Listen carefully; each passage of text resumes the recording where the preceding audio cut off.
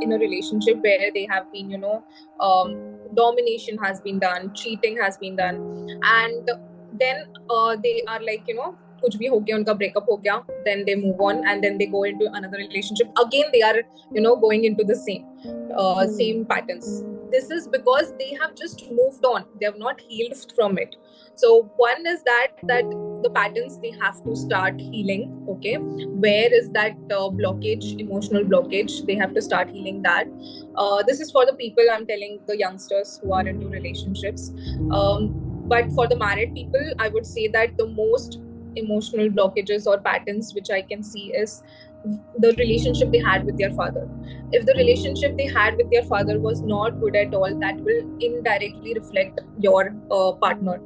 This is for the girls. I would say that, indirectly you're going to attract that kind of partner. And for the boys, I would say definitely their mother. Because see, for girls, it's their father. They see them as their hero, and they see them someone, a man. The first man they see is their father in their life. Yes. Yeah. So the thing is, the kind of person they would imagine as a father, as a man, would be them. And the subconscious mind has already taken it. So when the person who comes into their life as a partner after getting married, the same patterns how their father has treated them, the same they will be getting it. So if, for my experience, I would say that, my father has given me a lot of love, care. There has been very less scolding which I have got from my father, I would say.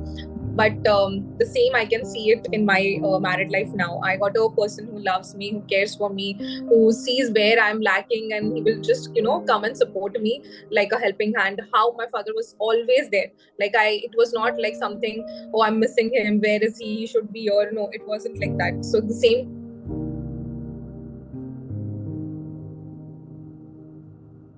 women has their mother, and they see that how they are, how a woman is, how they have been seeing whole throughout their life, and the same they would be wanting it with their partner, with the wife.